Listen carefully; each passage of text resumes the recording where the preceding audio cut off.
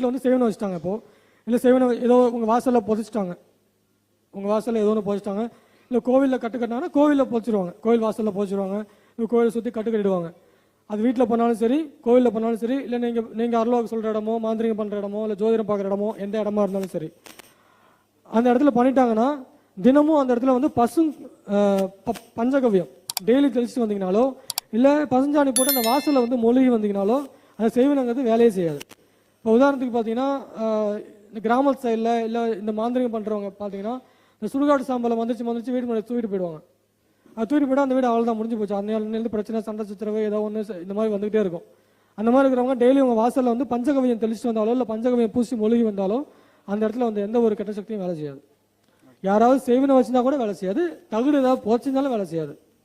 Okay, சாதாரண normal panchagavya தான். எந்த